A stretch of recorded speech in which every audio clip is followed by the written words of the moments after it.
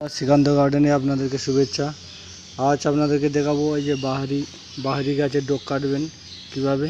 যেমন চন্দ্রমল্লিকা কাটতে হয় তেমন বাহারি গাছেরও এরকম ডোক কাটতে হবে। ডোক কাটলে তারপর গাছগুলো ঝাড় হবে, সুন্দর দেখতে হবে। এই যে দেখুন, এইভাবে করে ডোক কেটে দিন। প্রত্যেকটা ডোক চন্দ্রমল্লিকা যেমন কেটেছিলাম ঠিক তেমনই কেটে দিতে হবে। কচি কচি এই ডোকগুলো কেটে দিলে গাছগুলো ঝাড় হবে এবং শীতকালে খুব সুন্দর দেখতে হবে। এখানে দেখুন আমার অনেক বাহারি আছে, ওদের সব ডোক কাটবো।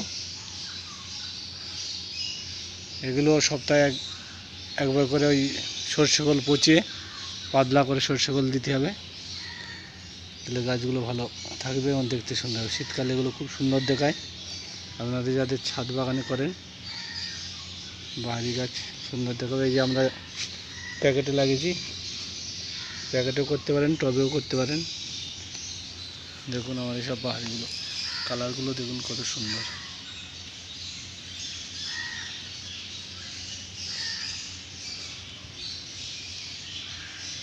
আমার চ্যানেলটা ভালো লাগে তাহলে লাইক কমেন্ট শেয়ার করবেন এবং নতুন নতুন ভিডিওতে সাবস্ক্রাইবটা করে দেবেন।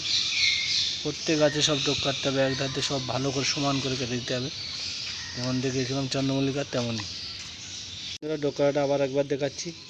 এরা ডোক কাটবেন, আর যখনই সার দেবেন মাটি শুকনো করে নেবেন। মাটি যেন ভিজে থাকলে সার দেবেন না।